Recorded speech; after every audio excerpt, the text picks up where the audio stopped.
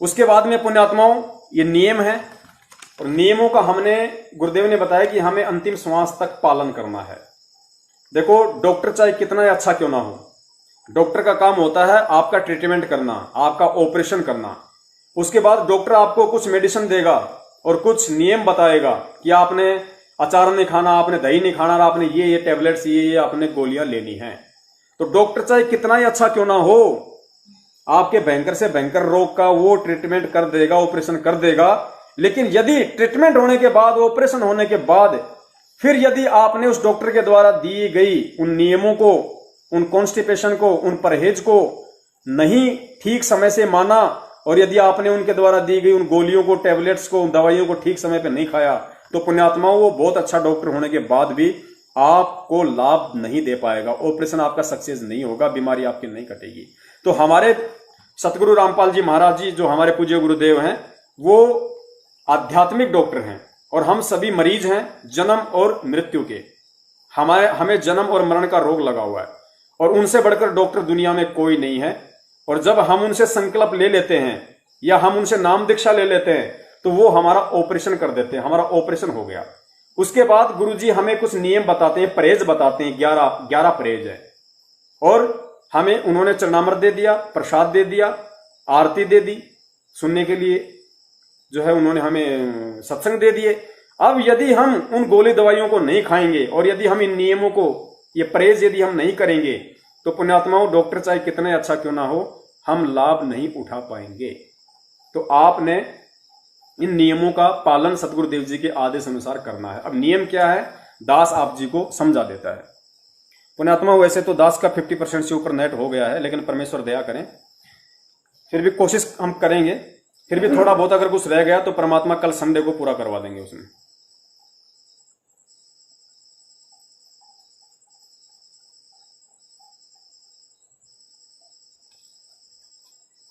तो पुण्यात्माओं नाम दीक्षा इसमें लिखा हुआ है कि गुरु दीक्षा लेने से पहले आवश्यक नियम जिनका आपने अंतिम श्वास तक पालन करना है।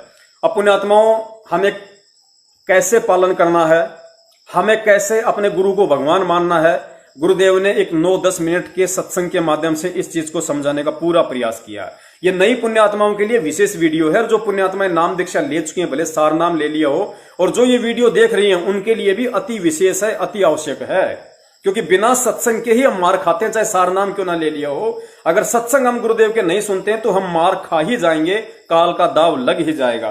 तो परमात्मा ने इन नियमों को निभाने के लिए कैसे, परमात्मा ने एक पतिव्रता औरत का एग्जाम्पल दिया है, और पतिव्रता औरत को फिर परमात्मा ने समझाने की कोशिश की है कि यहां पे आत्मा तो है औरत, और सतगुरु है पति, और एक औरत वो कैसे वो पतिव्रता धर्म को निभाए, एक औरत कैसे पतिव्रता कहला सकती है, पतिव्रता के क्या क्या लक्षण होते हैं, क्या क्या उसके गुण होते हैं, कैसे वो अपने पति की नजरों में प्यार को प्राप्त कर सकती है, कैसे सम्मान प्राप्त कर सकती है, कैसे उसका पति खुश हो, कैसे उसका पति प्रसन्न हो, वो कौन कौन सी ऐसे काम करे जिससे उसका पति हमेशा उससे खुश रहे, उसको सारे लाभ दे।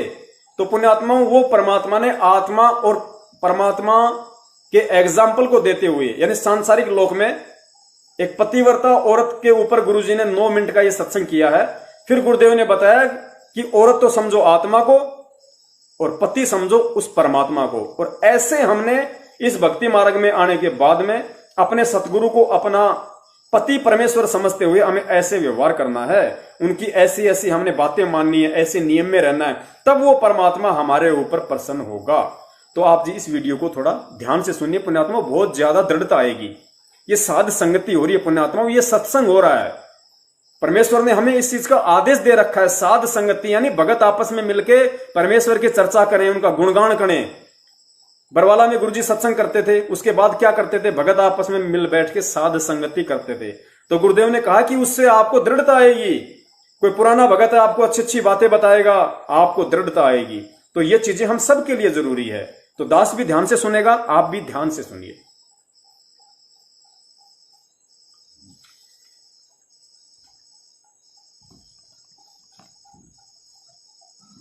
जिस पति को अपनी पत्नी पर शंका हो जाती है तो वो उनमें फिर प्रेम नहीं रहता। और जो पतिव्रता स्त्री है, उसका पति अपने सामर्थ्य के अनुसार उसकी पूरी सुरक्षा करता है, पूरी सुविधाएं देने की चेष्टा करता है। ठीक इसी प्रकार हम आत्माएं, ठीक इसी प्रकार हम सभी आत्माएं उस एक ही परमात्मा की हैं, वो हमारा पति है, सबका मालिक है। पति मीन मालिक, स्वामी, वो हमारा पति है। और हम जब तक उसमें पतिव्रता की तरह आस्था नहीं बनाएंगे, तब तक वो हमारी मदद, हमारी सहायता नहीं पूरी नहीं करेगा। जब हम पतिव्रता की तरह उसके, एक पतिव्रता का अर्थ है कि जैसे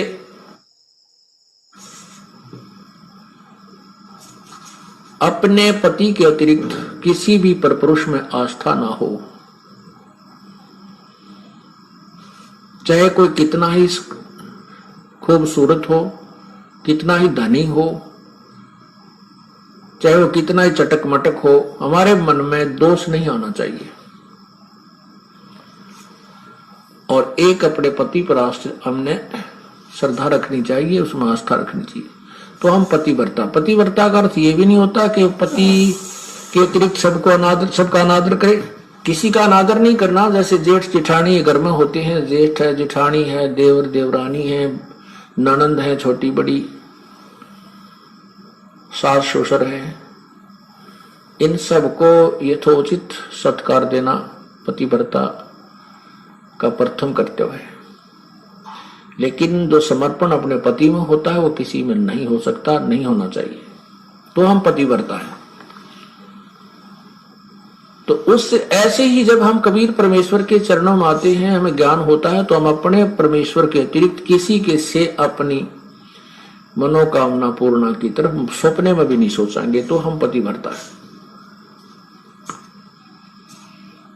ठीक है, हमारे कोई जैसे ब्रह्मा विष्णु महेश, देवता ऋषिजन संतजन कोई भी है, आदरणीय है, लेकिन पूजनीय नहीं है। जैसे पतिव्रता को अपना पति पूज्य होता है, उसी से को समर्पण करती है, तो वो समर्पण वो किसी को नहीं कर सकती, लेकिन आदर सबका करती है, वो आदरणीय है। इस भाव से जब हम प्रभु के चरणों में लगेंगे, तब परमात्मा हमारी सभी मनोकामनाएं पूर्ण करेगा। जब हम पतिव्रता हो जाएंगे इसके प्रति, किसी भी देवता से, किसी इष्ट से, किसी भी भूत प्रेत से या कोई झाड़े लानियों से हमारी कोई लिंक नहीं रहेगा, बिल्कुल सोचा नहीं सपने में। और फिर समर्थ के सहारे हम लगेंगे, तब ये हमें कितने सुख देगा। जब जो पतिव्रता जमी पर जो धर है पाव, समर्थ झाड़ू देत है ना काटा लग जावे। जैसे पतिव्रता स्त्री कहते पानी को चलेगी, पानी भरने के लिए, अर्थात अपने जीवन रूपी सफर में वो चलती है आत्मा, जो केवल एक इष्ट पूर्ण परमात्मा कबीर जी पर आश्रित है। उसके जीवन रूपी सफर में, जीवन रूपी रास्ते, यात्रा में, यात्रा के मार्ग में वो परमात्मा समर्थ भगवान कबीर परमात्मा ऐसे झाड़ू देता है। झाड़ू मीन हमारे आने वाले जीवन में जो संकट हो, पाप कर्म रूपी कांटों को वो साफ करता रहता है कि कहीं मेरी आत्मा को पीड़ा ना लगे, कोई दुख ना हो जाए।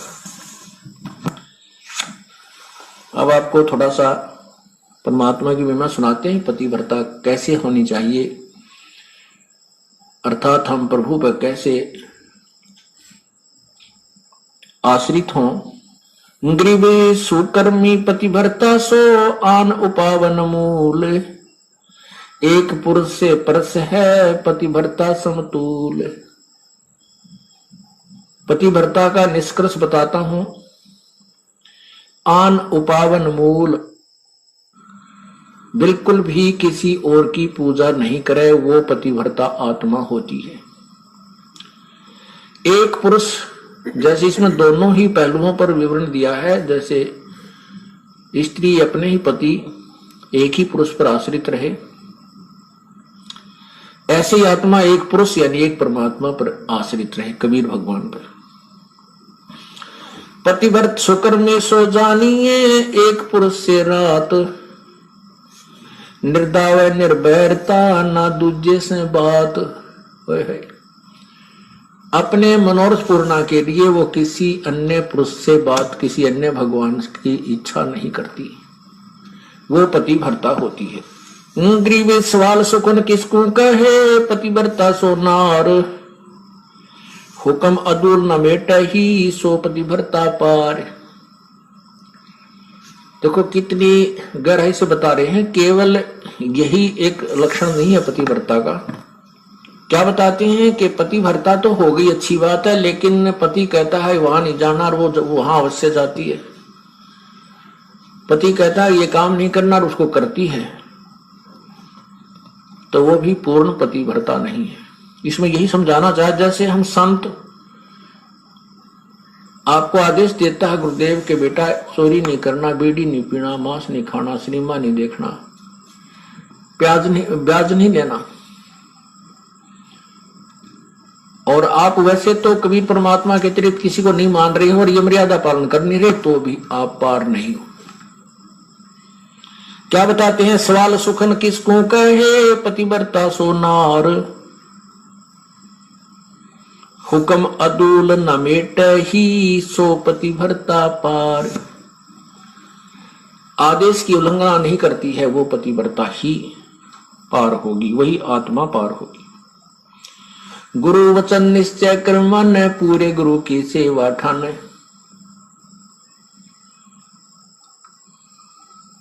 भाई जो गुरु वचन पे डट गे रे, कट गे फंद 84 के, कट गे फंद 84 के, कट गे फंद 84 के।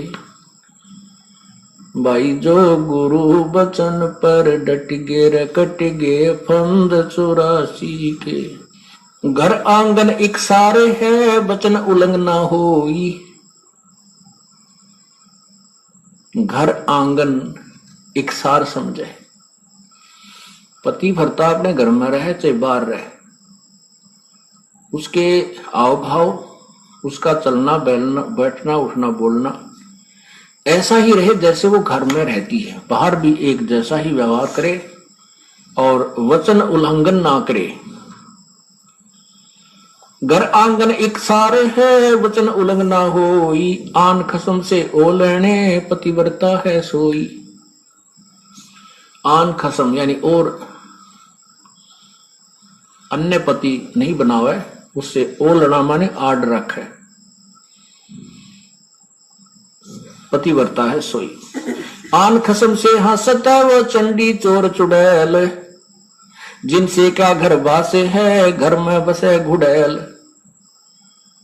अब क्या बताते हैं परमात्मा के, जैसे कोई पतिव्रता स्त्री दूसरे पुरुष के साथ मजाक करती रहती है,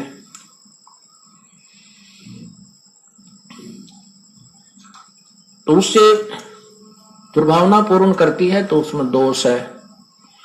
वो कहते हैं वो तो एक भूतनी बसे घर में, और उससे क्या घर, जिनसे क्या घर बास है, घर में बसे गुड़ैल। ऐसे ही ये पतिव्रता यहां आत्मा की तरफ ज्यादा संकेत है।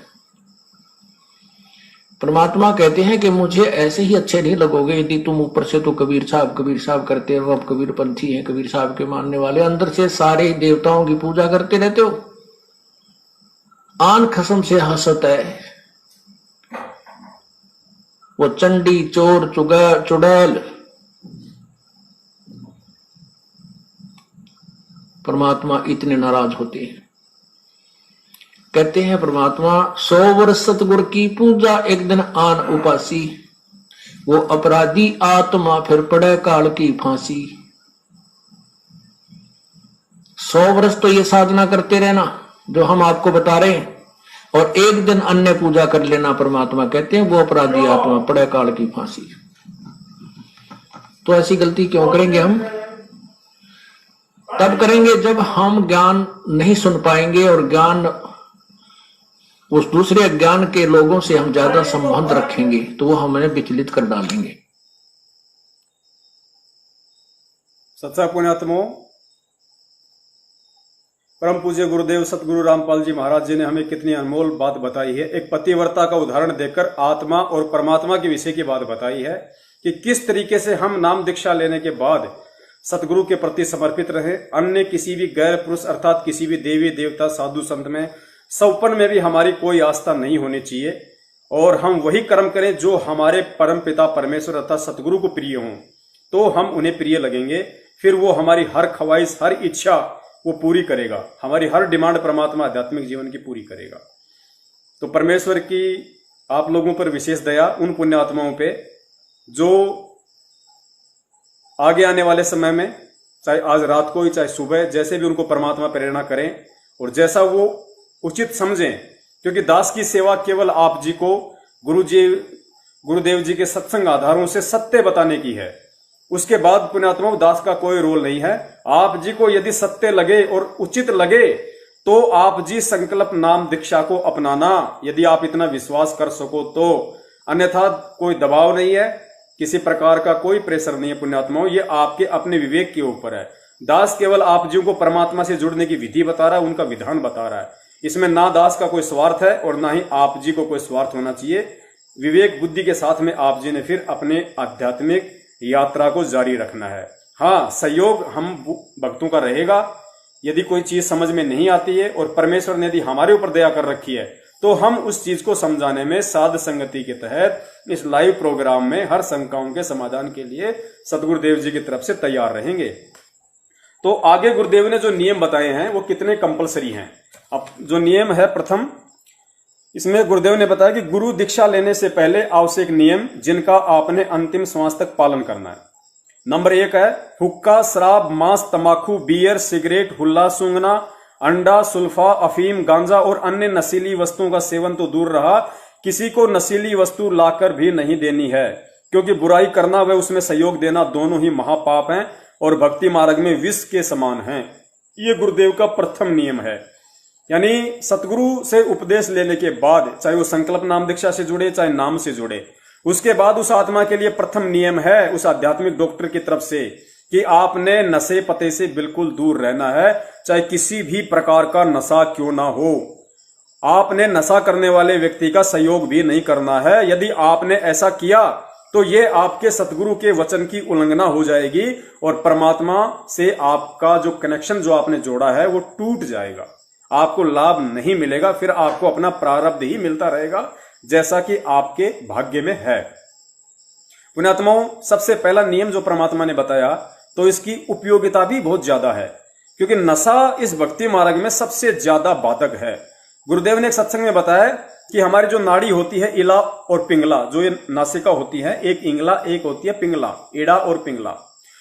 फिर यहां जो नाक की जो हड्डी है, गुरुदेव ने बताया कि यहां तो ये तो मांस है, यहां चल के जो हड्डी है जहां से नाक शुरू होता है, हड्डी शुरू होती है, तो इस हड्डी के बीच में यहां पे एक सुराग और है, उसको बोलते हैं सुषुम्ना द्वार। उसको गुरुदेव ने सुषुम्ना द्वार बताया। तो वो सुषुम्ना द्वार जो होता है वो जन्म के कुछ समय बाद में हमारा बंद हो जाता है, और जो भगत की आत्मा है, सत भक्ति करने वाले की आत्मा, उसी सुषुम्ना द्वार से अंतिम समय में परमात्मा बाहर निकालता है। इस शरीर से जब आत्मा बाहर निकलेगी तो जो काल की जो भक्ति करते हैं, ब्रह्मा विष्णु महेश देवी देवता अन्य नकले संतों, वो तो निकलेंगे यहां से ब्रह्मरंध्र से, वो तो सीधे फिर काल के लोक में जाएंगे। और जो भगत होगा, जो सत भक्ति करता है, जो कबीर परमेश्वर की गुरु मर्यादा में रह के, उसकी आत्मा को परमात्मा 10वां द्वार भक्तों का सुषुम्ना द्वार है। काल लोक की भक्ति का 10वां द्वार है ये कपाल, यहां से ब्रह्मरंध्र। और जो भगत हैं, जो सत भक्ति करते हैं, गुरुदेव ने बताया कि सुषुम्ना द्वार से निकलेंगे। तो सुषुम्ना द्वार काल भगवान ने बंद किया होता है, और जब हम सतगुरु की शरण में आ जाते हैं तो परमात्मा की भक्ति से, मंत्र जाप से, सत्संग से, नियम मर्यादा में रहने से, उनकी सामर्थ्यता से फिर परमात्मा धीरे धीरे हमारा सुषुम्ना द्वार को खोल देते हैं। तो गुरुदेव ने बताया कि ये जो हुक्का पीते हैं, बीड़ी, शराब, गुटखा, मांस, ये जो है हमारे सुषुम्ना द्वार को बंद कर देता है। सुषुम्ना द्वार के लिए सबसे बड़ी बाधक है ये हुक्का पीना, सिगरेट पीना, बीड़ी पीना। तो ये भक्ति मार्ग में सबसे ज्यादा बाधक है। और सबसे बड़ा गुरु का वचन, गुरु बोले कि ये नहीं करना तो फिर नहीं करना, चाहे वो बाधा दे या ना दे। दूसरी बात फिर गुरुजी ने बताया कि हमारा जो बॉडी है उसमें सभी देवताओं का निवास है। जो पांचों जो प्रधान देवता हैं जिनके परमात्मा हमें प्रथम मंत्र देते हैं वो हमारे शरीर कमलों में विराजमान है। तो गुरुदेव ने बताया कि जो व्यक्ति मांस खाता है, शराब पीता है, ये जितने भी जो गुरुजी ने गांजा, अफीम, नशा, जितने भी प्रकार के नशे इस दुनिया में हैं, यदि वो करता है तो अपने शरीर में विराजित उन प्रधानों को वो जो है वो परेशान करता है, वो कृष करता है और देवता उससे नाराज होते हैं। अब नाराज होंगे तो फिर पुण्यात्मा सही तरीके से काम कैसे चलेगा हमारा। तो इसलिए परमात्मा ने प्रथम नियम बताया कि भगत साधु सोई जो सीधा चल है, हमें गुरु मर्यादा में चलना है। इन चीजों को हमने भूलकर भी प्रयोग नहीं करना है। और यदि हमसे कोई बीड़ी मंगवाता है, हुक्का मंगवाता है, शराब मंगवाता है, या इवन गुरुजी ने यहां तक बताया यदि कोई सिगरेट पी रहा है, बीड़ी पी रहा है और आपसे कहे कि भाई साहब जरा वो माचिस देना वहां से उठा के, तो भी आपने नहीं देना, सहयोग भी नहीं करना है, क्योंकि ये गुरु वचन है। हमें इस चीज को ध्यान रखना है, गुरु वचन है ये। तो प्रथम नियम के विषय में गुरुजी ने फिर और क्या बताया, थोड़ा सा आप जी उसको ध्यान से सुनिए। 1 नंबर के विषय में, जो नियम के विषय में, इसलिए परमात्मा हमारे विकार छुड़वाते हैं। कबीर परमात्मा की रजा बिना ये प्राणी कोई भी विकार नहीं त्याग सकता और इन विकारों को ग्रहण बहुत शीघ्र कर लेता है। आप देखो हुक्का, तंबाकू, ये क्या लाभ देता है, सबको पता है। पीने वाला भी कहता है कि बहुत बुरी चीज है। हुक्का, तंबाकू, सिगरेट, बीड़ी, जहां भी जिस भी माध्यम से तंबाकू का सेवन होता है, ये सभी मानते हैं कि ये अच्छी वस्तु नहीं है, फिर भी पी रही है। और छोड़ने की प्रार्थना करते हैं तो कहते हैं हमारे बस की बात नहीं, हम नहीं छूटती, छोड़ नहीं सकते। ये मन नहीं छोड़ने देता, क्योंकि इसने तो इसमें अपना माल तैयार करवाना है, इस प्राणी को बर्बाद करना है। कबीर परमात्मा की रजा होने के बाद ये प्राणी इन विकारों को छोड़ सकता है। ये मन कबीर परमेश्वर से डरता है, हिचकता है, उसकी कृपा से ही ये जीव को छुटकारा देता है। ऐसे ऐसे शराबी लोग और ऐसे हुक्का पीने वाले, चैन स्मोकर, सिगरेट पीने वाले, वो कहा करते थे कि आपके शरण में आने से पहले प्रभु कबीर जी की कृपा से नहीं थी जब हमारे ऊपर, हम बहुत प्रयत्न करते थे, हम भी दुखी थे शराब और बीड़ी से, तंबाकू से, हुक्के थे, सिगरेट से। कोशिश करते थे कि इस बीड़ी को छोड़ दूं, कोशिश करते थे शराब को भी त्याग दूं।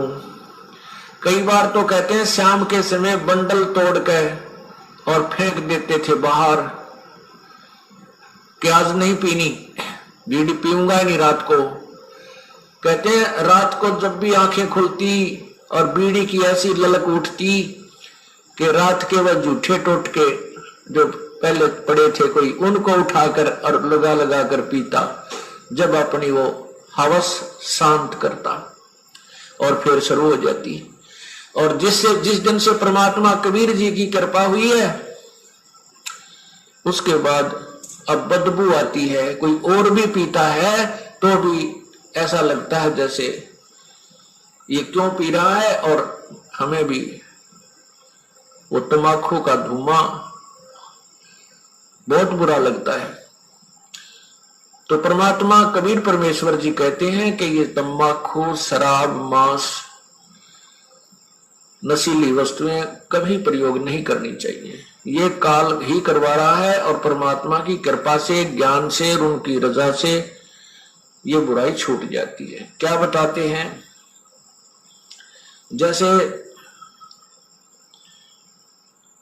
कई भक्त कहते हैं कि आपके गुरुजी तो गांव में त्राज करते हैं, एक आधा व्यक्ति, कि तुम्हारे गुरुदेव तो बच्चों को हुक्का भरने से भी मना करते हैं। ये कोई बात हुई? बूढ़ों की सेवा तो करनी चाहिए, बुजुर्गों की सेवा को भी मना करते हैं। बुजुर्गों की, वृद्धों की या माता पिता की सेवा को हम कभी मना नहीं करते, लेकिन अपने बुजुर्गों को और माता पिता को विष खिलाने से मना करते हैं। शराब तंबाकू ये विष है, ये धीमा विष है। अब उन बुजुर्गों से मैं प्रार्थना करता हूं कि जो तुम हुक्के को एक अपनी शानो शौकत मान बैठे हो, क्या उस हुक्के को आप अपने पोते या पोती को पिला सकते हो? हुक्का तंबाकू हुक्का पी रहा है दादाजी, और छोटा सा पोता आकर के उसी जैसे दादा पीता है ऐसे उस बच्चे को भी नकल करने की आदत होती है, तो वो भी सीखता है, वो पकड़ के हुक्का और ऐसे खींचता है, फिर उसको खांसी उठती है, आंखों में पानी आ जाता है। तो वो दादाजी कहता है, पिताजी कहता है कि ये हुक्का मत पीना, बहुत बुरी वस्तु है, आगे पियोगा तो तेरे थप्पड़ मारूंगा। और स्वयं पी रहा है, आप गलती कर रहा है, बच्चा न मना करे, बता कैसे असर होगा। अब जैसे माता पिता या दादा दादी दूध पी रहे होते हैं, पोता पोती दोता दोती आ जाते हैं, अपने मुंह से छोड़कर उनको पिलाता है, ले बेटा थोड़ा सा दूध पी पी उनको बेला फुसला कर, देख तेरी चोटी बढ़ गई, देख कितनी बड़ी चोटी होगी, और एक घूंट पी ले। तो वो अच्छी वस्तु है, दूध पिला रहा है दादा दादी माता पिता भाई बहन। लेकिन हुक्के को मना भी करता है कि खबरदार जो हुक्का पिया तो पीटूंगा तुझे, और स्वयं पी रहा है। और हुक्के को फिर कहते हैं, हुक्का भरने से मना करता है आपके गुरुजी, या बहुत गलत बात से। अरे नादानो, ये तो ऐसा खतरनाक विष है, इसका सबसे बड़ा पाप बताया हुक्के में तंबाकू में। क्या बताते? 100 नारी जारी करे सुरापान 100 बार, एक चलम हुक्का भरे वो डूबे काली दार। ओहो, एक परत्रिया के पास गमन करने का कितना पाप बताते हैं। पर द्वारा स्त्री का खोले 70 जन्म अंधा हो डोले, मदरा पीवे कड़वा पानी 70 जन्म स्वान के जानी। और फिर कहते सुरापान मदमासा हारी, गमन करे भोग पर नारी 70 जन्म कटेंगे शीसम, साक्षी साहेब है जगदीशम। परमात्मा आदरणीय गरीबदास साहेब जी अपने भगवान कबीर साहब को साक्षी रख के कह रहे हैं कि जो विकार तुम कर रहे हो ये कितने भयंकर हैं। क्या बताया है कि मदरा पीवे कड़वा पानी और 70 जन्म कुत्ते के जानी। जो शराब पीते हैं एक बार उसके 70 जन्म कुत्ते के होंगे, कंटिन्यूसली 70 जन्म। ओए, और फिर क्या कहते हैं? सुरापान मदमासा हारी। सुरापान कहते हैं शराब पीने वाला, शराब पीता है जो, और मांस आहार करता है। और गमन करे भोग पर नारी, जो दूसरे की पत्नी के पास दुराचार करता है, तो उनके साथ क्या बनेगी? 70 जन्म कटेंगे शीसम, साक्षी साहेब है जगदीशम। उन लोगों के 70 जन्म शीश कटेंगे, कि तो बकरा बनेगा, कि तो मुर्गा बनेगा, कि तो वैसे, कि तो गंडासे में आकर कटेगा, कि तो थ्रेसर में आकर नाड़ आ जाएगी। यानी दुर्गति से मौत होगी, बुरे जन्म होंगे। उसके लिए बताते हैं कि 100 नारी जारी करे सुरापान 100 बार। ओए होए, मदरा पीवे कड़वा पानी, शराब पीवे उसके 70 जन्म कुत्ते के होंगे। और ये 100 बार पीने वाला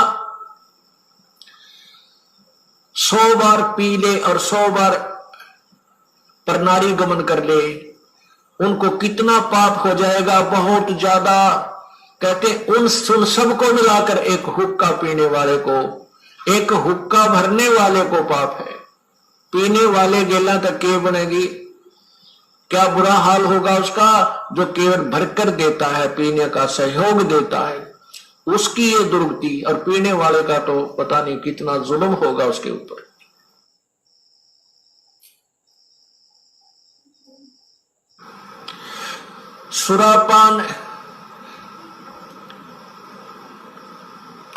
सो नारी जारी करे सुरापान 100 बार, एक चिलम हुक्का भरे वो डूबे काली धारी। इसलिए मना करते हैं कि तुम हुक्का भी भर के मत देना। उन जो पाप कमा रहे हैं स्वयं भी नरक में जा रहे हैं और उसमें सहयोगी बना रहे हैं अपने पुत्र पुत्रियों को, पौत्र पौत्रियों को या पुत्र वधुओं को भी आजकल हुक्का भरवाने लगे। हमारे भी पूर्वज हुक्का पिया करते थे, हमारे पिताजी भी पीते थे, माताजी भी पिया करती बिना ज्ञान के। लेकिन ये क्या कहा करते थे कि भाई जो हुक्का नहीं पीता तेरे से हम हुक्का भरवाएंगे नहीं, पाप लगेगा हमको। इतना मानते थे कि हुक्का भरवाना भी पाप है, पीना तो पाप है ही, वो तो ये छोड़ नहीं रहे थे, विवश थे। लेकिन इतना ज्ञान अवश्य था कि हुक्का भरवाना भी पाप है।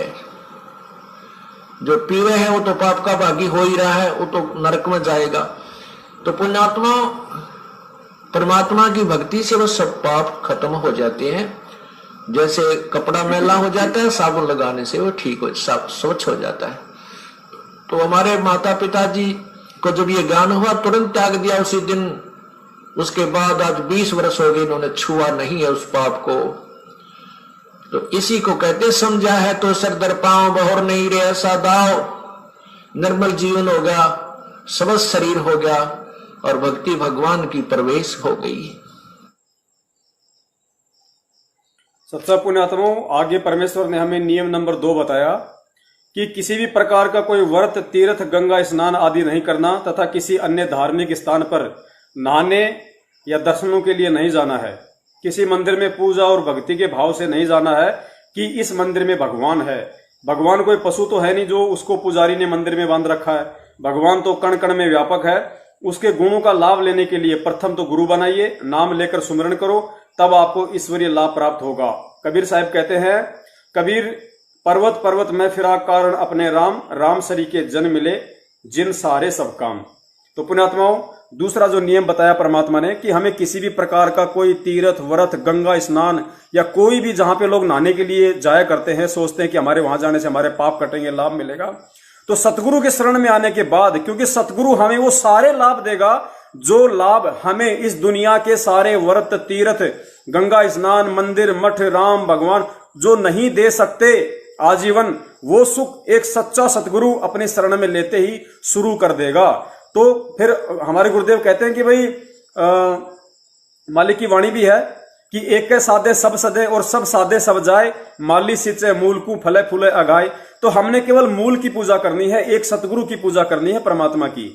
और परमात्मा की पूजा में सारी पूजाएं आ जाती हैं, सारे तीर्थ व्रत सब आ जाते हैं मालिक के।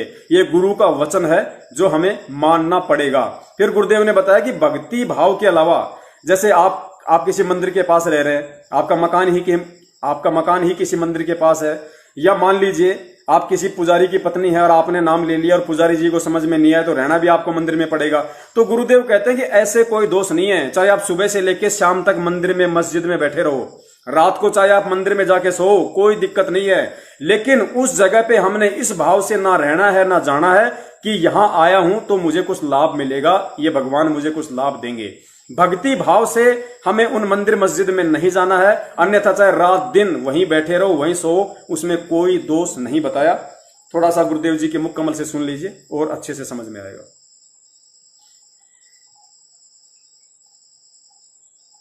कहीं पर आप देखते हो इन भ्रमित किए हुए अज्ञानी ऋषि संतों के द्वारा के फलाने स्थान पर का पर्व होगा, वहां पर भी लगेगी, पर भी वो है इनकी 1 घंटा 1.5 घंटा स्नान का समय निर्धारित करते हैं किसी सरोवर, तालाब या दरिया में। जो स्नान कर लेगा उसका बेड़ा पार हो जाएगा। ये कर रखा है ना ऐसा जुल्म। वहां बेड़ा पार नहीं, बेड़ा गर्क होता है। कैसे होता है? एक समय हरिद्वार के अंदर हर की पैड़ियों पर ये पर्व भी लगी थी। कुंभ के पर्व के ऊपर स्नान का समय निर्धारित किया था इन्होंने। वहां पर ये सभी त्रिगुण उपासक, रजगुण ब्रह्मा, सदगुण विष्णु, तमगुण शिव जी के उपासक, ये गिरी, पुरी और नागा, वैष्णो, ये कनपाड़े नाथ और बिना कनपाड़े ये सारे वहां इकट्ठे हो गए स्नान के लिए। स्नान करने का जब समय आया, वहां क्या होता है, गिरी अलग ग्रुप में, पूरी अपने न्यारे ग्रुप में, नागा अलग से इकट्ठे हो जाते हैं, वैष्णव अलग से इकट्ठे हो जाते हैं। वहां से फिर स्नान करने के लिए चलते हैं अपने अपने मुखिया के पीछे। सबसे पहले नागा चले गए ऊपर भी नहाने के लिए, पर भी लेन मोक्ष प्राप्ति के लिए बेड़ा पार कराने गए थे नागा। सबसे पहले पैर की पैड़ियों पर खड़े हो गए स्नान करने के लिए। पीछे से आगे ये सतगुण विष्णु जी के उपासक वैष्णव साधु आए। उन्होंने कहा, अरे नागाओ, पहले हम स्नान करेंगे, हम सर्वश्रेष्ठ हैं, तुम बाहर आओ, अभी स्नान नहीं करना तुमने। तैयारी पकड़ रहे थे स्नान करने की। नागा कहने लगे, नहीं, हम सर्वश्रेष्ठ हैं, हम त्यागी और बैरागी हैं, हम कोई वस्त्र तक भी नहीं स्तन पर रखते, हमको नी इच्छा फिरते हैं, हम सर्वश्रेष्ठ हैं, हम प्रथम स्नान करेंगे। अब वैष्णु साधुओं ने कहा कि तुम बाहर आ जाओ नागो, तुम काहे के श्रेष्ठ हो, तुम नहाते ना धोते, राख लपेटे फिरते हो, शरण फड़ तुम टट्टी के हाथ भी नहीं धोते, और तुम काहे के श्रेष्ठ हो, बाहर आओ, हम प्रथम स्नान करेंगे। इस बात का दुख माना उन्होंने, नागाओं ने, और दोनों आपस में झगड़ा शुरू हो गया। वैष्णु साधुओं का, सतगुण विष्णु के उपासकों का, और तमगुण शिव जी के उपासक नागाओं का आपस में लठ बाज गया, झगड़ा हो गया। और वहां लगभग 25,000 ये त्रिगुणोपासक कटका मर गए वहां पर भी लेन गए थे, बेड़ा पार करान हो गया, बेड़ा गर्क। तो यहां परमात्मा कहते हैं, तीर तुपक तलवार कटारी, जमदड़ जोर बधावे हैं, हर पैड़ी हर हेत न जाना, वाजा करद चलावे हैं। काटे शीस नहीं दल करुणा, ये जग में साध कमावे हैं, और जो जन इनके दर्शन को जावे, उनको भी नरक पठावे। काटे शीस नहीं दल करुणा, जग में संत को आवे हैं, हर पैड़ी हर हेत नहीं जाना, वाजा तेग चलावे हैं। हर की पैड़ी कहें, भगवान का स्थान कहो, भगवान की छाती पर ये कुकर्म कर दिया, 25,000 कटका मर गए। लेली पर भी टिंडे वहां पर, ये है इनके तीर्थ स्थान नाने के। और किसी को मना करता है तो यूं के हमारी तो भावनाओं को ठेस पहुंचा दिया। अरे ये कोई भावना हुई? अब जैसे कोई बालक, कोई बिजली का तार टूटा पड़ा है, उसमें स्पार्किंग हो रही है, बच्चा उसको आतिशबाजी जानकर पकड़ने जा रहा है, और कोई बुद्धिमान व्यक्ति उसको देख रहा है, उसको भागकर उठाकर उस बच्चे को उसकी जान बचा देता है। बच्चा रोता है क्योंकि उसकी भावनाओं को ठेस पहुंचा है। वो तो उसको पकड़ना चाहता था, और उसको पता था उस बद्दर पुरुष को कि ये मर जाएगा। फिर भावनाओं को वहां ठेस पहुंचाना अनिवार्य था। तो इस दास का उद्देश्य यही है, इसको अगर तुम ठेस मानते हो तो ठेस सही, पर तुम्हारी जान बचेगी ना, सारी वीरान मट्टी होगी आपकी, क्योंकि शास्त्र विरुद्ध साधना करके। तो यहां क्या बताते हैं, चारों युग में संत पुकारे, कूक कहा हम हेल रे, हीरे माणिक मोती बरसे, ये जग चुगता डेल रे।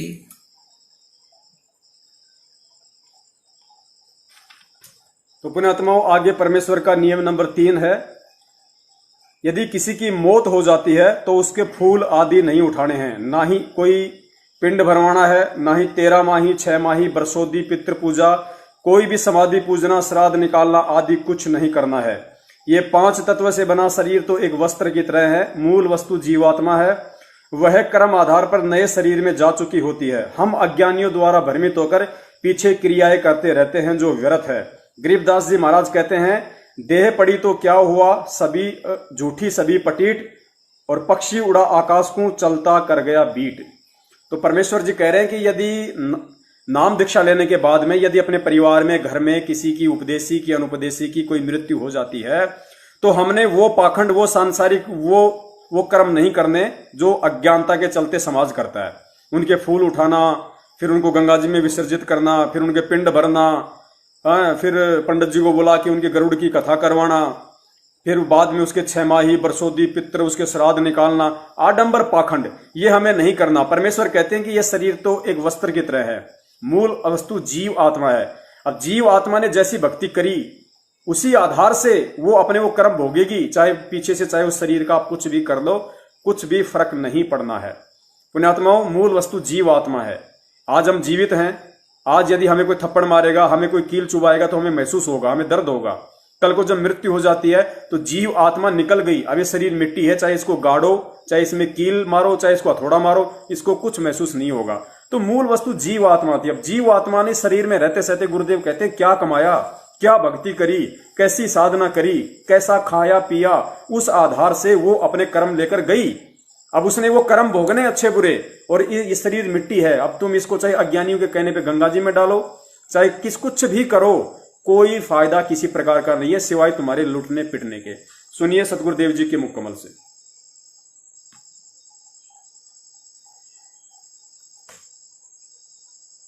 ये फूल क्यों उठाते हैं? अस्थियां,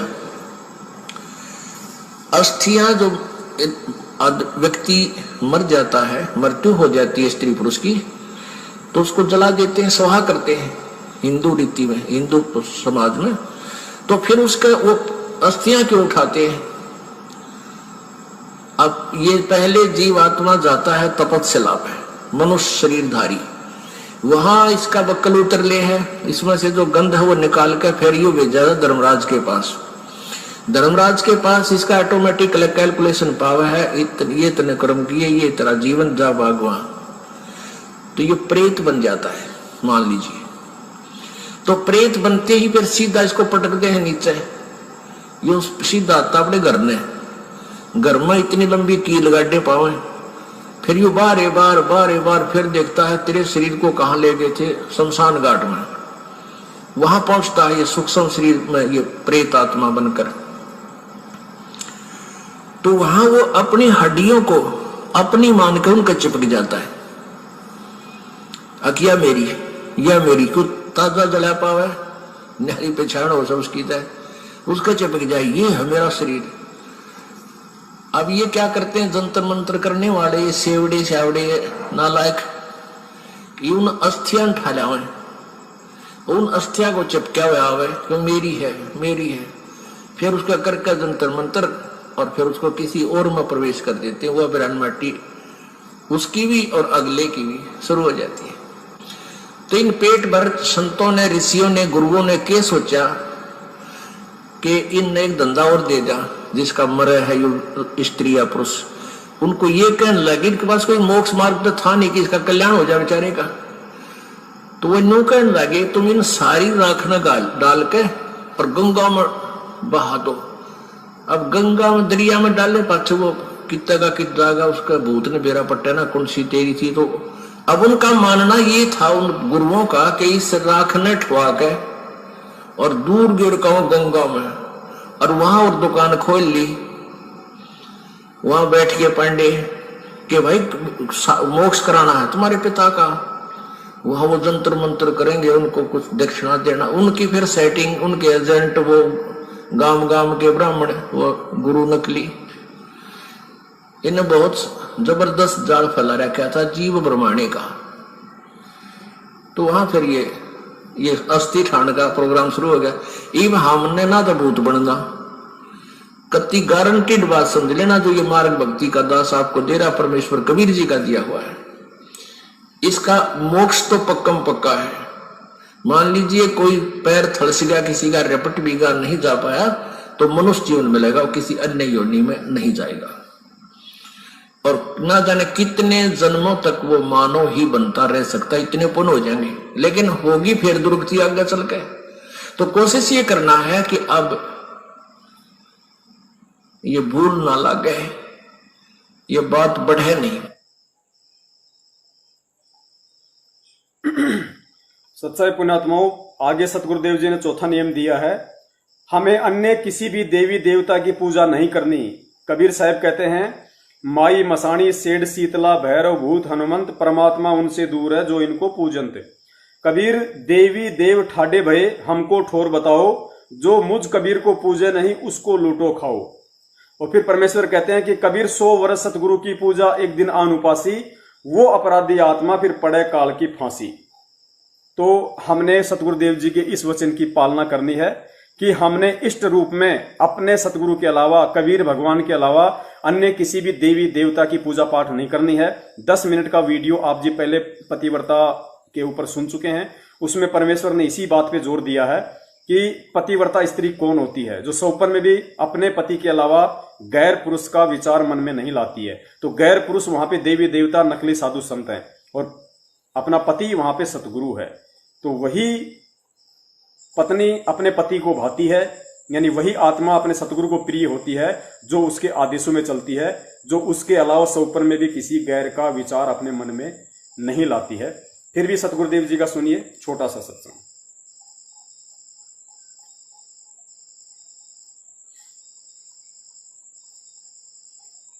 अब हम उस परमात्मा को इष्ट मानकर पूजा करेंगे तो हमारी शास्त्र अनुकूल साधना होगी। और इसमें कहा है कि सारा जो शास्त्र अनुकूल साधना करने से हमारे शुभ संस्कार बनेंगे। ये भक्ति रूपी पौधा बड़ा होगा, ब्रह्मा विष्णु महेश के पास हमारे संस्कार जाएंगे, और ये बिना मांगे आपको देंगे, आपको बिना मांगे देंगे। जैसे फल लदपत हो बेटे निया के, आप भी खाओ और रिश्तेदार भी ले जाओ और पड़ोसी भी तोड़ ले जाओ तो भी समाप्त ना हो। तो इतना इस प्रकार हमारा ये पूरा भक्ति क्रम पूरा होता है। तो हम आपको सबसे पहले परमात्मा ने कहा है कि तीनों देवा इन कमल दलों में बसे, ये ब्रह्मा विष्णु महेश, और प्रथम इनकी वंदना और फिर सतगुरु उपदेश। तो हम इनकी पूजा नहीं कर रहे, हम किसी का किराया दे रहे हैं। जैसे हम टैक्स भर रहे हैं बिजली का, हम बिल भर रहे हैं इसका टेलीफोन का, वो पूजा थोड़ी कर रहे हैं, वो तो हम उनको दे रहे हैं। तो हमें हमारी सुविधाएं जारी रखेंगे, नहीं देंगे तो कनेक्शन काट देंगे। तो हम शास्त्र अनुकूल साधना कंप्लीट कोर्स ना करके अपनी अपनी डफली पीट रहे हैं, जिस कारण से हम परमात्मा से मिलने वाली साधना से वंचित होकर के हम नास्तिक होते जा रहे थे। अब परमात्मा ने दया करी आपके ऊपर और इस दास के ऊपर। इस दास को बनाया वो तत्वदर्शी संत, और जो ज्ञान परमात्मा 600 वर्ष पहले छुपा गए थे खजाना, इस दास को चाबी दे दी। अब दास ने खोल दिया उसके बच्चों के सामने, अब खाओ और खरको, चलो सतलोक में।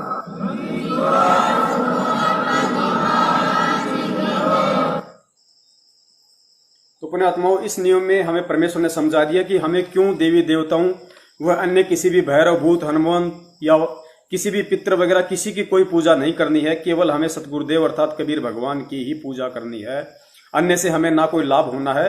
और यदि हमने ये गलती की तो सतगुरु के वचन की उल्लंघना होने से हम भक्ति मर्यादाओं से दूर हो जाते हैं। दूसरी बात, हमें परमेश्वर ने बताया कि हम कोई भक्ति छुड़वाते नहीं ब्रह्मा विष्णु महेश की, लेकिन पूजा हमें केवल अपने सतगुरु की ही करनी है, परमात्मा की ही करनी है।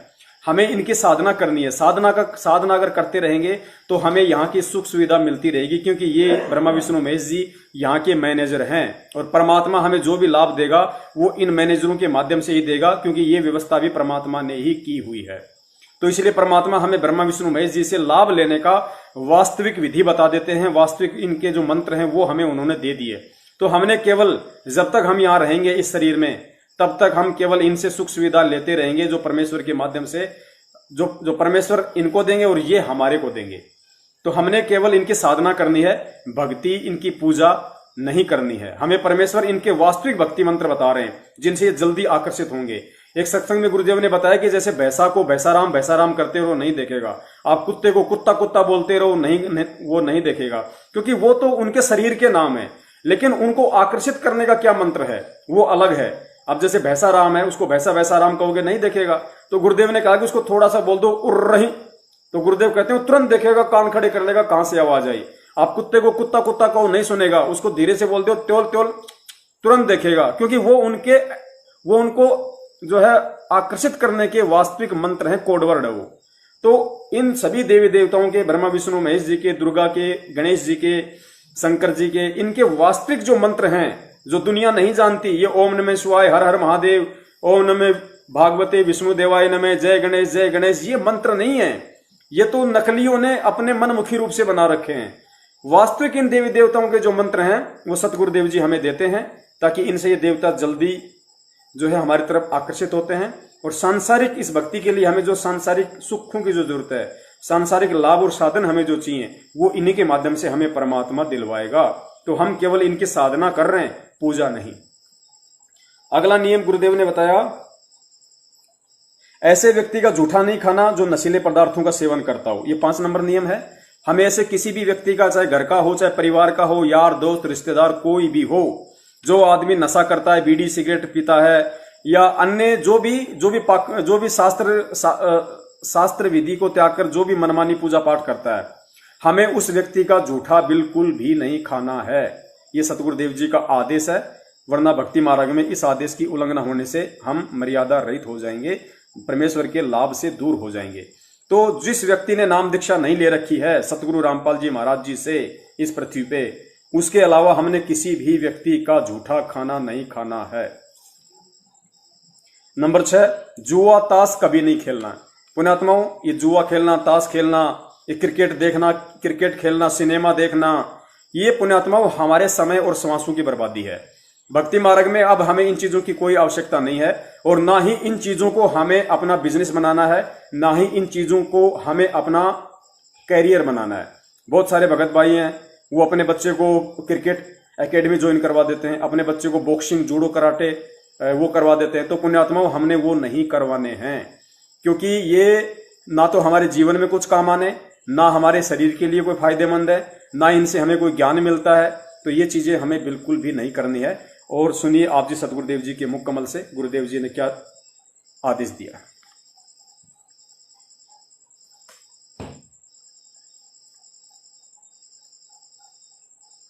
तो यहाँ बीड़ी, शराब, मांस, तंबाकू और किसी प्रकार का दहेज, बकवाद, सांग, सिनेमा, फिल्म, ये बकवाद नहीं देखनी, ये मैच नहीं देखने आपने। अब क्योंकि जब हम साधु हो जाएंगे, संत हो जाएंगे, जब हमने पता लग जाएगा कि देखा कोई देखने की चीज है, ये ताश खेल रहे हैं, मार बेगम हर कभी लेना नहीं देना, क्यों मन में बकवाद चाहिए, और सारा दिन सुबह से लेकर शाम तक लेट कर देखेंगे। और इसी तरह ये मैच, क्रिकेट के मैच 3-3 दिन आंख फाड़े बैठे रहे, क्या मतलब है इसका? अपनी भक्ति करे, मालिक ने याद करे, वह खेलना और हम देखा। जैसे मैं लड्डू खाऊं और तुम देखो, ओहो वो 2 खा गया, तुमने क्या मिला बोले आदमियों। तो ये बालक बुद्धि से हमने थोड़ा हटके चलना पड़ेगा। वह तो अपने पैसे कमाओ, करोड़पति हो गए हैं, अरे ये भोले आत्मा उड़ बैठे मतलब टीवियां पर बैठे रहे, काम भी छोड़ दे। तो ये सारी बीमारी इस आधुनिक उपकरण का दुरुपयोग से होगी। ये फिल्म बकवाद गढ़ सारी उल्टे सुलटे हैं। किसी ब्याह दिखाओ लड़की का, एडवर्टाइजमेंट करो न, घोड़ा पर, बाजा पर, डीजे, वह बीमारी सारे समाज में ठोक दी। और हम इससे उल्टा हटाएंगे। भक्ति तभी से रखना, अगर आपने जूते ही रखने हैं तो चाम के नहीं रखना, क्योंकि ये पशुओं को बेरहमी से मारा जाता है और उनसे काट कर ये चाम तैयार किया जाता है। पहले पुराने समय में जो चर्मकार यानी चमार जो जूते बनाते थे, वो जीवित पशु को नहीं मारते थे। पशु मर जाते थे, उनकी खाल उतार करके अपनी मेहनत से उसको फिर जूता बनाने योग्य तैयार कर लेते थे। अब वर्तमान की तरह एक एक व्यक्ति 6-6 जोड़ी जूते नहीं रखता था। एक जूता जोड़ी, वह भी कति टूट ले, लित्र बन ले, उसके फिर थेगड़ी लवाए जाते थे और पहनते रहते थे। अब वर्तमान में तो बहुत जुल्म हो रहा है। भैंसों को, काटड़ों को, गौवों को बढ़िया चाम बनाने के लिए एक ऐसा केमिकल प्रयोग करते हैं, जीवित को भूखा रखते हैं, प्यासा रखते हैं, ताकि वो मांस समाप्त होकर के और चाम में समा जावे। और उसके जीवित के ऊपर ही फिर कहते हैं बहुत जबरदस्त गर्म पानी डाल देते हैं, वो फूल जावे और वो पशु बहुत बुरी तरह चिल्ला रहा होता है। फिर उनको काट दिया जाता है गर्दन से और फिर वो बढ़िया जूते बनाए जाते हैं। तो पुण्यात्मा, जिस दिन से इस दास को ये ज्ञान हुआ है, चांद के जूते, चांद की बेल्ट उसी दिन से त्याग दी थी। ऐसे ही आप जी को चाहिए कि चांद प्रयोग ही करना बंद कर दो, फिर अपने आप इन जीवों की हिंसा बंद हो जाएगी। मांस खाना बंद कर दो, अपने आप सुधार होना शुरू हो जाएगा। ये बातें कहन सुन से नहीं, ये किसी तरीके से इनका अंत किया जा सकता है। आजकल और अन्य बहुत अच्छे टैक्सर वगैरह के जूते आते हैं, उनको पहन लीजिए।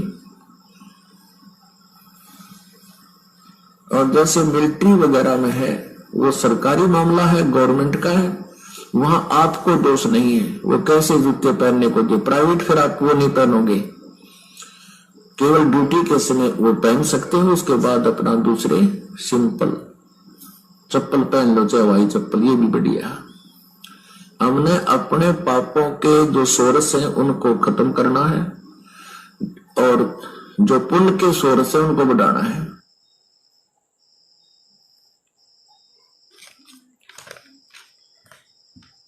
पुण्यात्माओं, आगे 7वां नियम है, किसी भी प्रकार के खुशी के अवसर पर नाचना व अश्लील गाने गाना सख्त मना है। जाहिर सी बात है, हम भगत हैं, हमें बकवादों से दूर होना होगा, हमें केवल भगवान के नजदीक जाना है और भगवान के नजदीक जाना है तो हमें इन सभी बकवादों से दूर हटना पड़ेगा। तो ये ब्याह शादी में नाचना गाना, फिल्मी गाने देखना, फिल्में देखना, ये सभी बकवादे हैं जो भक्ति मार्ग में विष के समान है और गुरु मर्यादाओं का उल्लंघन होता है। ये सबसे बड़ा पॉइंट है। इनके नुकसान तो है ही हैं, क्योंकि हमारा जो मस्तिष्क है ये एक मेमोरी कार्ड है और गुरुदेव कहते हैं हम इसमें जैसा भरेंगे वैसा ही बाहर निकलेगा। तो यदि हम बकवाद देखेंगे तो हमारा मन विचलित होगा।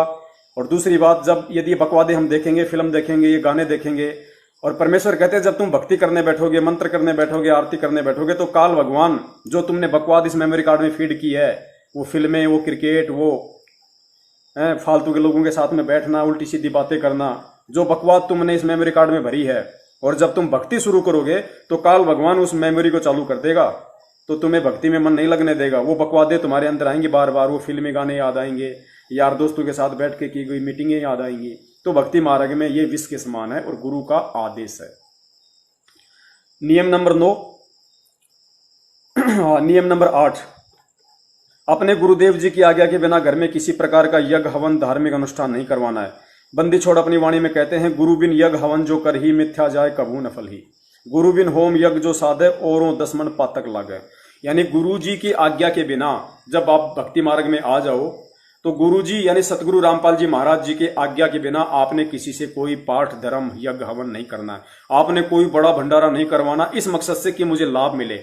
भाई भगत अगर आपस में मिल रहे हो, परमात्मा की चर्चा कर रहे हो, तो चाहे 100 भगत इकट्ठे हो, 200 भगत इकट्ठे हो, वहां बैठ के यदि परमात्मा की चर्चा के नाम पे या किसी सत्संग के बहाने यदि आप इकट्ठे हुए हो तो आप वहां पे आओ। चाय पानी भी हमें पीनी है, भंडारा भी करना है, साधारण भंडारा। लेकिन ये सोच के नहीं कि मैं जगत वालों को भंडारा करवाऊं, मुझे लाभ हो जाएगा, मैं उनको कंबल बांटूं, ये नहीं करना। फिर किसी भी अन्य गुरु से या किसी भी व्यक्ति से हमें पाठ हवन यज्ञ नहीं करवाना। गुरु के अलावा हमें किसी से कोई पाठ नहीं करवाना। आज जितने भी लोग जो सतलोक